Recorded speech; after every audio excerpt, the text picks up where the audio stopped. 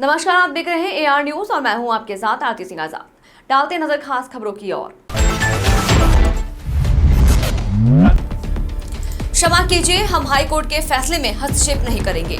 Agnipath scheme पर supreme court ने लगाई मुहर।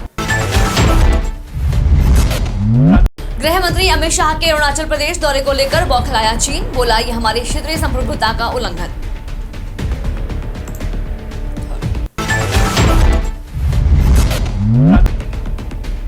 अरुणाचल से गृह मंत्री अमित शाह ने चीन को दी चेतावनी, कहा सुई की नोक के बराबर जमीन भी कोई कब्जा नहीं कर सकता। महाराष्ट्र के अकोला में बारिश बनी मुसीबत, मंदिर में टीन शेड पर गिरा पेड़, 7 की मौत और 30 से अधिक घायल। ताइवान के चारों ओर 70 फाइटर जेट और 11 युद्धपोत, चीन ने शुरू की बारूदी बारिश, एक्शन में अमेरिका।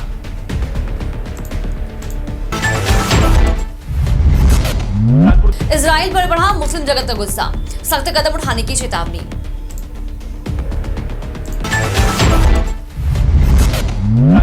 खालिस्तान समर्थकों को पनाह पर भड़के भारत ने ब्रिटेन से व्यापार बातचीत रोकी।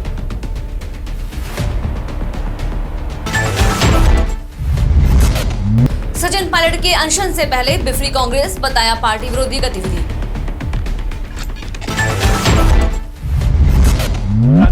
चुनाव आयोग के फैसले को चुनौती देगी टीएमसी, राष्ट्रीय पार्टी का तमगा छीनते ही जताई नाराजगी।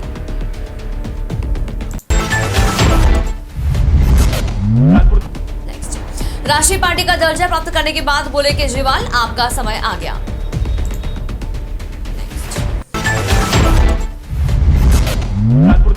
एलन मस्क ने ट्विटर पर पीएम मोदी को किया फॉलो, सिर्फ 195 को करते हैं मस्क फॉलो।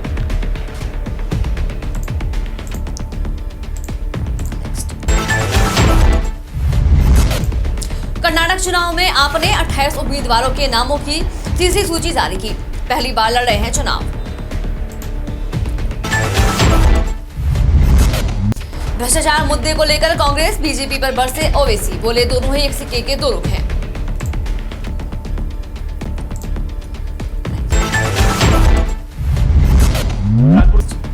राहुल गांधी की स्टे अपील पर सूरत कोर्ट में मंगलवार को जवाब देंगे पूर्णेश मोदी, 13 अप्रैल को सुनवाई।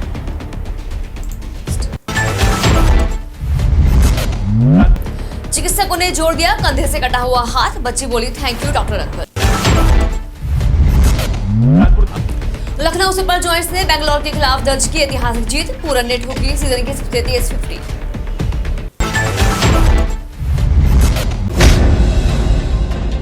डालते नजर खास खबरों की ओर। वसेना पर अधिकार के आपसी तकरार को लेकर सुप्रीम कोर्ट में एक और याचिका दाखिल की गई है। मुंबई के वकील आशीष गिरी की ओर से यह अर्जी दाखिल की गई है। आशीष गिरी ने अपनी अर्जी में चुनाव आयोग के आदेश में स्पष्टता का अभाव बताते हुए सुप्रीम कोर्ट से शिवसेना का दफ्तर, बैंक अकाउंट, जमीन और चल संपत्ति आदि एकनाथ शिंदे गुट को दिए जाने की वकालत की है। याचिका में कहा गया है कि उद्धव ठाकरे ग्रुप के शिवसेना की संपत्ति, बैंक खाते आदि ट्रांसफर करने पर रोक लगाई जाए।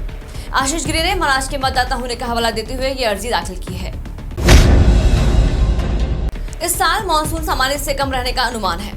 प्राइवेट वेंडर एजेंसी स्काईमेट ने सोमवार को मानसून का अनुमान जारी किया है। इससे देश में फूड ग्रेन प्रोडक्शन घट सकता है। प्रोडक्शन कम होने पर महंगाई बढ़ सकती है। स्काईमेट ने जनवरी में भी मानसून के सामान्य से कम रहने का अनुमान लगाया था और अब उसके अपने उसी आउटलुक को बरकरार रखा है। देश में किसान आमतौर पर 1 जून से गर्मियों की फसलों की बुआई शुरू करते हैं। ये वो समय होता है जब मानसून की बारिश भारत पहुंचती है। फसल की बुआई अगस्त की शुरुआत तक जारी रहती है। सामान्य से कम मानसून के कारण देश में अनाज की पैदावार को नुकसान पहुंच सकता है। मार्च की बेमौसम बारिश से भी रबी फसल के प्रोडक्शन पर असर पड़ने की आशंका जताई गई है। स्काईमेट ने बताया कि लॉन्ग पीरियड एवरेज यानी एलपीए की 94% बारिश हो सकती है। यदि मानसून एलपीए का 96% से 104% होता है तो उसे सामान्य बारिश कहा जाता है।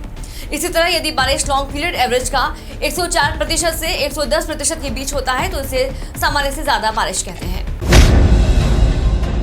आम आदमी पार्टी को राष्ट्रीय पार्टी का दर्जा मिल गया है। इसके अलावा शरद पवार की राष्ट्रवादी कांग्रेस पार्टी और ममता बनर्जी की तृणमूल कांग्रेस का राष्ट्रीय पार्टी का दर्जा छीन लिया गया है। इसके साथ ही कम्युनिस्ट पार्टी ऑफ इंडिया का भी राष्ट्रीय पार्टी का दर्जा छिन गया है। चुनाव आयोग की ओर से ये जानकारी दी गई है। दरअसल चुनाव आयोग ने 2016 में राष्ट्रीय पार्टी की स्थिति की समीक्षा के नियमों में बदलाव किया था। अब समीक्षा 5 के बजाय 10 साल में किए जाने का प्रावधान किया गया है। हालांकि किसी भी राष्ट्रीय पार्टी के लिए आवश्यक है कि उसके उम्मीदवार देश में कम से कम 4 से ज्यादा राज्यों में 6% से अधिक मत हासिल करें। लोकसभा में उसका प्रतिनिधित्व कम से कम 4 सांसदों का हो। चुनाव चिन्ह आदेश 1968 के तहत अपने राष्ट्रीय दल के दर्जे को खोने पर पार्टी देश के सभी राज्यों में एक चुनाव चिन्ह पर चुनाव नहीं लड़ सकती है। भारतीय रेलवे और प्रधानमंत्री नरेंद्र मोदी भारत में वंदे भारत एक्सप्रेस की उपस्थिति का विस्तार करने की दिशा में काम कर रहे हैं। इसी कड़ी में सोमवार को तमिलनाडु में वंदे भारत एक्सप्रेस का आगाज हुआ है। इस मौके पर राज्य के सलेम रेलवे जंक्शन पर पहुंचकर वहां के लोगों ने वंदे भारत का भव्य स्वागत किया। पीएम ने सलेम में वंदे भारत एक्सप्रेस का उत्साहपूर्वक स्वागत करते हुए लोगों को एक वीडियो साझा किया। इस वीडियो में भीड़ ने वंदे भारत एक्सप्रेस पर ढेर सारे फूल बरसाए। यही नहीं, वहां मौजूद लोगों को भारत माता की जय के नारे लगाते हुए देखा जा सकता है। आज माफिया अतीक अहमद को साबरमती जेल से प्रयागराज लाने की प्रक्रिया चल रही है। दोपहर बाद उत्तर प्रदेश पुलिस अतीक अहमद को साबरमती जेल से प्रयागराज के लिए लेकर होगी रवाना।